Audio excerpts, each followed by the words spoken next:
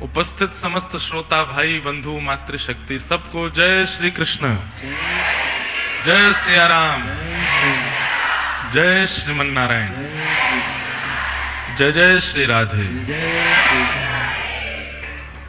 ठाकुर जी की बड़ी कृपा है। ठाकुर जी रूठ गए, ठाकुर जी रूठ गए तो फिर कोई बचा सकता है? कोई नहीं बचा सकता। इसलिए ठाकुर जी के रूठने का एक ही क्रम बताया भक्तमाल जी में, भागवत जी में, सब जगह एक ही वजह से ठाकुर जी रूठते हैं। उनके किसी प्रिय का तुम अपराध कर दो, ठाकुर जी रूठ जाएंगे। इसलिए कभी अपराध मत। राजा परीक्षित ने शमीक ऋषि के गले में मरा हुआ सर्प डाल दिया। क्यों? जल मांगा था, लेकिन शमीक ऋषि समाधि में बैठे थे, समाधि के कारण जल नहीं दे पाए, तो उनको अपना अपमान लगा और गले में मरा हुआ सर्प डाल दिया। कुछ बालकों ने यह दृश्य देख करके शमीक ऋषि के पुत्र श्रृंगी को बता दिया। श्रृंगी जी ने उसी क्षण श्राप दे दिया कि मैं श्राप देता हूं राजा परीक्षित को, 7 दिन बाद तक्षक सर्प डसेगा, उनकी मृत्यु हो जाएगी। और आज कथा के प्रारंभ में बरसाने वारी को स्मरण कियो, या हमारी सब आचार्यन की कृपा बरस रही है। बरसाने वारी बरस रहे हैं। इतने महापुरुषों का आगमन हुआ। सब बड़ी आज ठाकुर जी को नंदोत्सव और है, तो लाला के नंदोत्सव के भाव से सब पधारे हैं। पर वृंदावन की कथा है, वैसे ही हम कथा कहते कहते भाव में चले जाते हैं, कभी कहीं कभी कहीं। और वृंदावन में कथा हो तो हमको रोकना नामुमकिन है। तो कथा तो अभी प्रथम स्कंद पे ही है, लेकिन स्मरण करते हुए समस्त स्कंदों का ठाकुर जी के जन्मोत्सव पर चलेंगे। थोड़े विषय का स्पष्टीकरण समझ लें। श्रृंगी ने श्राप दिया, 7 दिन में तक्षक सर्प के दंशन से राजा परीक्षित की मृत्यु होगी। राजा परीक्षित लौट करके जब अपने स्थान पर पहुंचे और तब आत्मग्लानि हुई। मैंने एक दिन कथा में कहा था, शायद पहले दिन ही कहा था, अपने किए की यदि ग्लानि होती है, अपने अपराध का यदि बोध होता है, तो इसमें यही मानना चाहिए कि आचार्य गुरुजन और ठाकुर जी की मुझ पर कृपा है कि मेरी गलती का मुझे बोध हो रहा है, मेरी गलती की मुझे ग्लानि हो रही है। दुनिया में ऐसे कितने लोग भरे पड़े हैं, पूरा जीवन निकाल देते हैं, लेकिन अपनी गलती कभी नहीं मानते, अपनी गलती कभी स्वीकार नहीं करते, अपने किए का कभी उनको बोध नहीं होता। गलत करते करते पूरी दुनिया से निकल जाते हैं, लेकिन कभी उनको नहीं लगता कि हमने ये गलत किया।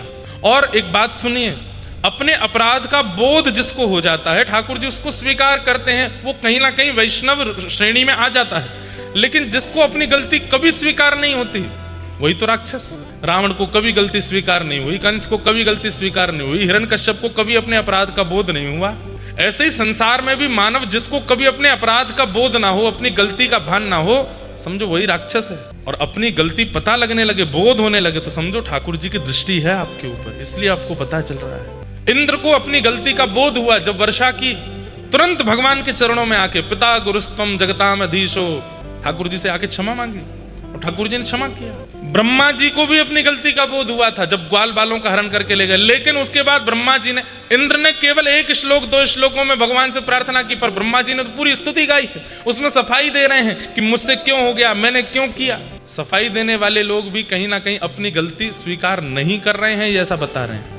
अपराध बोध होना चाहिए, ठाकुर जी की कृपा है, और क्षमा मांगिए। राजा परीक्षित को अपनी गलती का बोध हुआ। बोले जिन हाथों से संतों के कंठ में माला पहनानी चाहिए थी, मरा हुआ सर्प पहना दिया मैंने।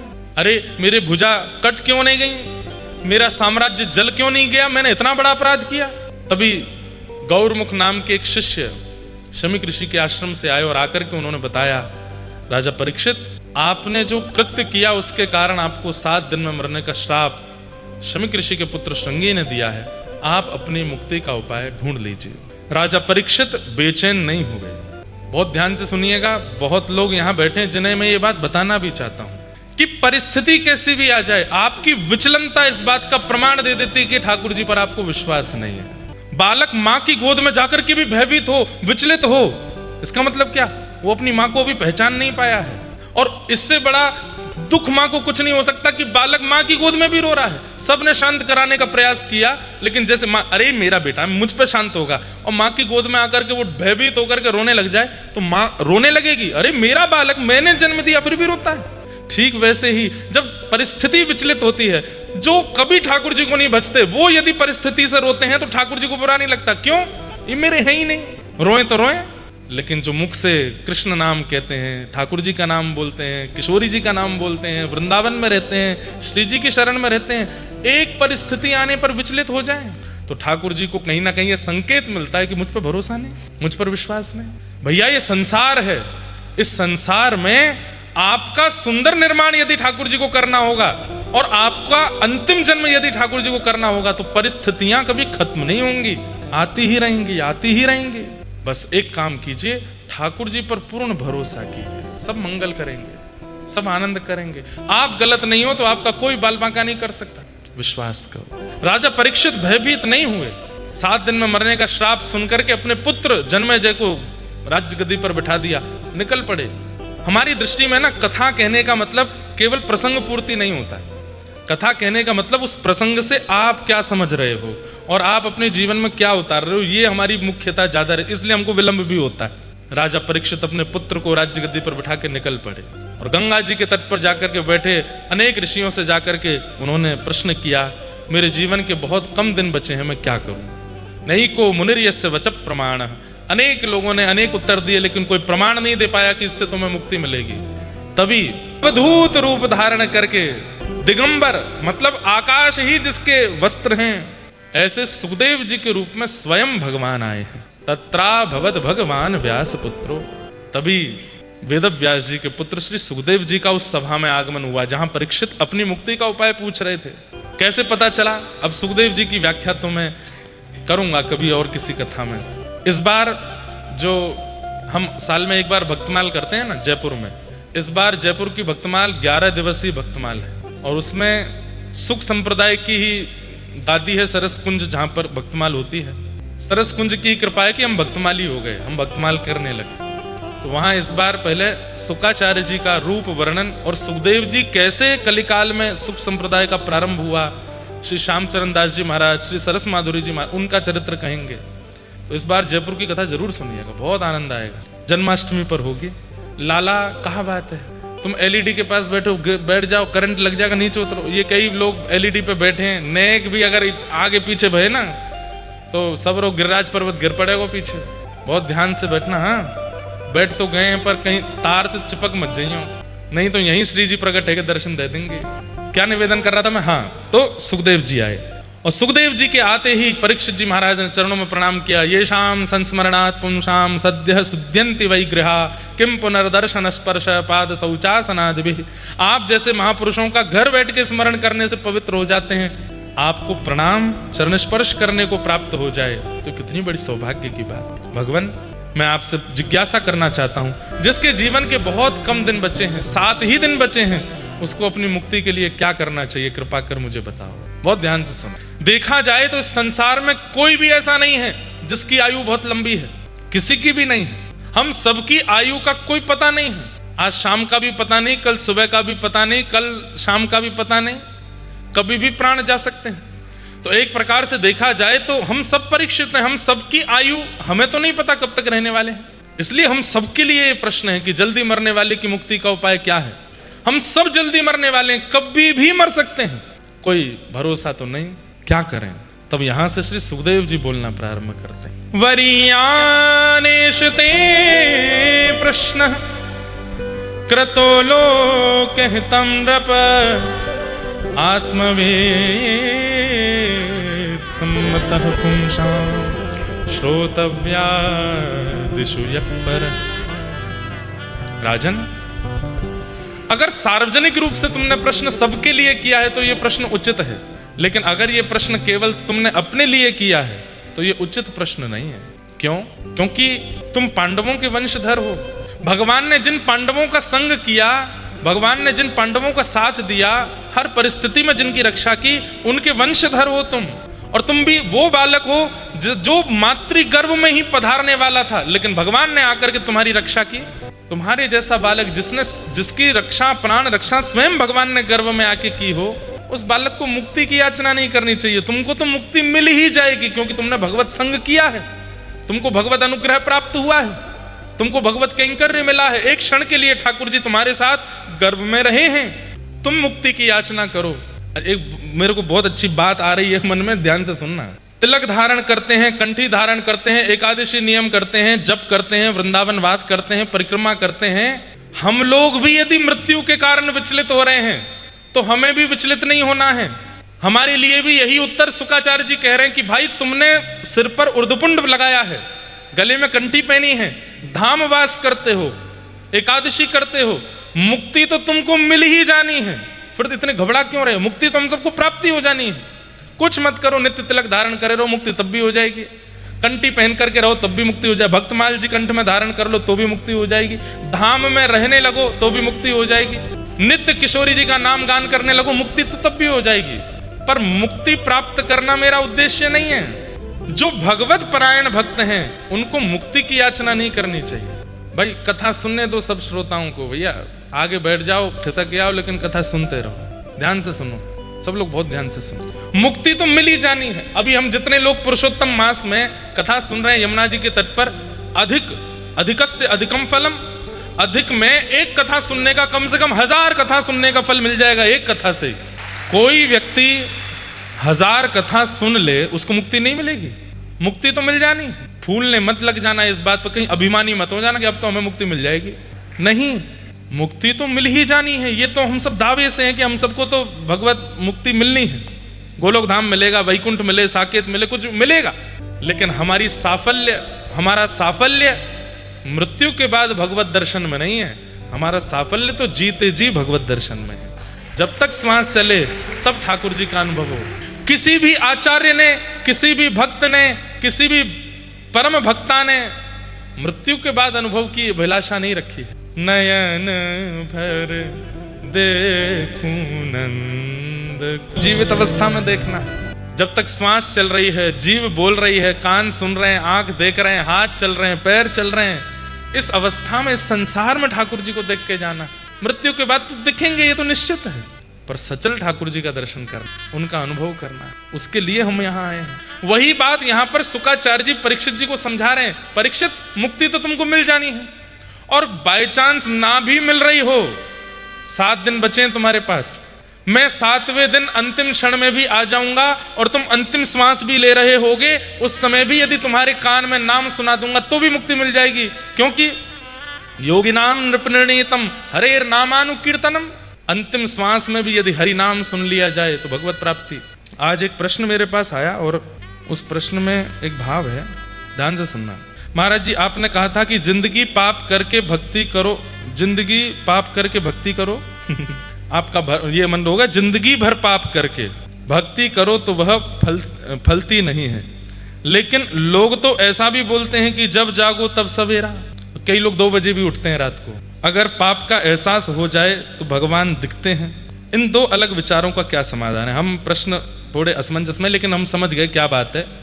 आपका कहना ऐसा है कि जिंदगी भर पाप किया, कल हम 5 बातों पर चर्चा कर रहे थे ना, पाप, फल, बंधन, भय और मृत्यु। तो मृत्यु समीप आने पर, जब पूरे जीवन भर तो ठाकुर जी का नाम गाया नहीं, और मृत्यु समीप आई मतलब बुढ़ापा आया तब ठाकुर जी का नाम गाने लग गए, तो जीवन भर ना गाने का थोड़ा दंड तो मिलेगा, भगवत प्राप्ति हो जाएगी, मुक्ति मिलेगी, उसमें कोई दिक्कत नहीं। लेकिन वैसी वाली बात है कि मैं आपके घर गया और आपने 5 दिन पुरानी माला ऑफर की, तो ऑफर की हुई वस्तु मना तो करूंगा नहीं, लाओ पहना दो। माला सूख गई है, पुष्प सूख गए हैं, उसमें से दुर्गंध आ रही है, दोगे तो भी पहन लूंगा। लेकिन मैं प्रसन्न कब होऊंगा? जब बाग के नए नए पुष्प, बिल्कुल नवीन पुष्प तोड़ करके माला पिरो करके पहनाई जाए। ऐसे ही जब व्यक्ति की समस्त इंद्रियां बलवान है, समस्त इंद्रियां बलवान है, आंखों से कुछ भी दिखा दो, कानों से कितना भी तेज सुना लो, मुख में कुछ भी खवाए दो, कहीं भी चलाए दो, कहीं भी चढ़ाए दो, कुछ भी करवाए लो, इंद्रियां सब बलवान है। उस स्थिति में जब भगवत परायण होता है तो ठाकुर जी को लगता है आहा नया पुष्प आया है, बिल्कुल नयो नवेलो पुष्प आया, या को तो कानन में पहनूंगो, या को तो अपने कंठ पे धारण करूंगो। और जब जीवन भर भगवत स्मरण किया नहीं, जब दांत टूट गए, आंख अंत दिखनो बंद हो गया, बिना लाठी के चल नहीं पा रहे हैं, बड़े बुजुर्ग बुरा नहीं मानना, हाँ?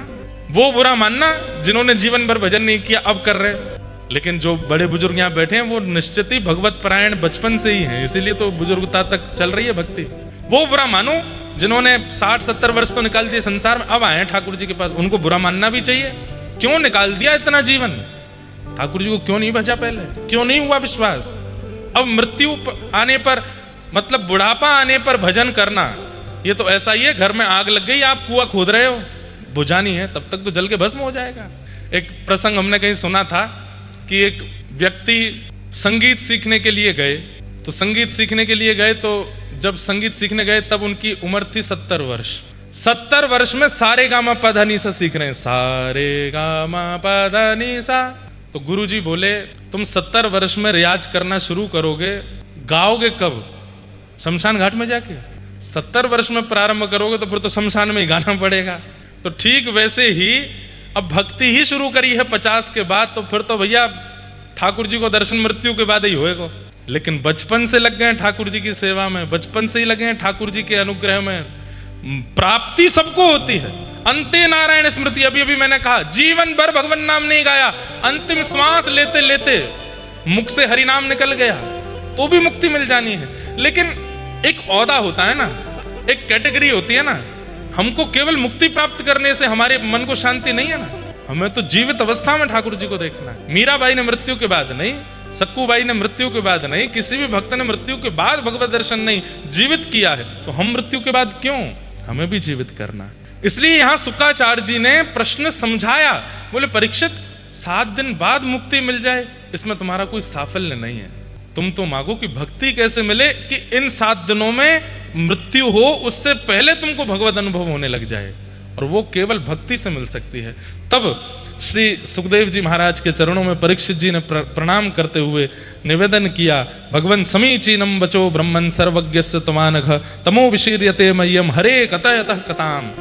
आप कृपा करके अब मुझे मुक्ति का मार्ग मत बताओ, ये बताओ कि इन 7 दिनों में मुझे ठाकुर जी का अनुभव कैसे। तब सुखदेव जी महाराज ने मंगलाचरण करके श्रीमद् भागवत की कथा से कहना प्रारंभ। कैसे मिलेंगे नाथ, कहाँ मिलेंगे नाथ, कैसे होगा उनका अनुभव, ये प्रश्न जब किया तब शुक्राचार्य जी ने कथा सुनाना प्रारंभ किया। सुखदेव जी कथा सुना रहे हैं, परीक्षित जी महाराज ने प्रश्न किया और शुक्राचार्य जी कहना प्रारंभ करते हैं। सबसे पहले नारद जी ने ब्रह्मा जी से पूछा कि सृष्टि का निर्माण करने वाले आप किसका ध्यान करते हो? तब ब्रह्मा जी ने संपूर्ण भाव बताया कि लगता है कि मैं सृष्टि का संचार करता हूं, पर मेरे भी आराध्य परमात्मा है। उन्होंने कृपा करके मुझे चतुश्लोकी भागवत प्रदान की, वही मैं तुमको देता हूं। नारद जी महाराज उसी चतुश्लोकी भागवत को लेकर के श्री व्यास जी के पास गए और उन्हीं के द्वारा भागवत जी का विस्तारीकरण हुआ। तृतीय स्कंद में उद्धव और विदुर जी का पावन संवाद वृंदावन पर हुआ, उसके विषय में कथा सुनाई। तत्पश्चात श्री विदुर जी महाराज मैत्री मुनि के आश्रम हरिद्वार जाते हैं और वहां कुछ प्रश्न करते हैं और मैत्री मुनि उन्हें ज्ञान उपदेश करते हैं। सृष्टि का प्रसंग सुनाते हुए स्वयंभू मनु शत्रुपाक की 3 पुत्री और 2 पुत्र मैं सूक्ष्म में स्पर्श करते हुए चल रहा हूं। आकुति, देवभूति, प्रसूति, प्रियव्रत और उत्तानपाद। अब देखो हम इतनी कथा करते हैं, कहीं पर कोई प्रसंग विस्तार होता है, कहीं पर कोई, पर मास कथा की थी हमने नासिक में, वो कथा जरूर सुनिएगा। उसमें कपिल देवभूति संवाद कम से कम 5 दिन कहा था। भगवान के दंडपाणी रूप का इतना सुंदर वर्णन, सुंदर तो नहीं है लेकिन बहुत अद्भुत वर्णन है ठाकुर जी के दंडपाणी रूप का। देवभूति माता का कर्दम ऋषि के साथ में विवाह हुआ और इनके यहाँ पहले 9 पुत्रियों ने जन्म लिया। 10वें पुत्र के रूप में भगवान कपिल प्रकट हुए। बोलो कपिल भगवान की। कपिल भगवान ने प्राकट्य होकर के, अब उनकी बाल अवस्था ज्यादा वर्णित की नहीं गई। देवभूति माता ने चरणों में प्रणाम करते हुए प्रश्न किया कि हे महाराज, आप मेरे पुत्र तो हैं, लेकिन मैं जानती हूं कि आप परमात्मा हैं। कृपा करके मुझे ये बताइए, निर्वेणा नितराम भूमन असद इंद्रिय तर्षणात् येन संभाव्यमानेन प्रपन्नांधम तमः प्रभो। हमारी इंद्रियां, ये असद इंद्रियां हमें नरक की ओर ढकेल रही हैं। इनकी इच्छा पूरी करते करते मैं हार चुकी हूं। वैसे ये प्रसंग इतना अद्भुत है, इसका विस्तार करने का बहुत मन होता है, क्योंकि भक्त परायण, भगवत परायण जितने भी यहाँ बैठे हैं, सबको समझने वाली बातें। हम अपनी इंद्रियों को तृप्त करते करते करते करते पूरा जीवन निकाल देते हैं, पर ये इंद्रियां कभी तृप्त नहीं होती। आंखों को कितनी भी सुंदरता दिखाओ, जीव को कितना भी बढ़िया खवाओ, कानों को कुछ भी सुना दो, अंगों को कुछ भी पहना दो, लेकिन ये कभी तृप्त नहीं होते। लेकिन आप देखोगे हमारे व्रज के रसिकों के दर्शन करो, संतों के एक जैसा पहनावा, एक जैसा तिलक चंदन, एक जैसे जटाजूट, सालों से आप एक ही अवस्था में उनको देखोगे और वो तृप्त भी हैं। हम क्यों नहीं होते? फिर हमारी तृप्ति क्यों नहीं होती? हमारी इंद्रियों को रोज नया नया नया नया नया क्यों चाहिए? यही प्रश्न देवभूति माता भगवान कपिल से कर रही हैं। तब कपिल भगवान उत्तर देते हुए कहते हैं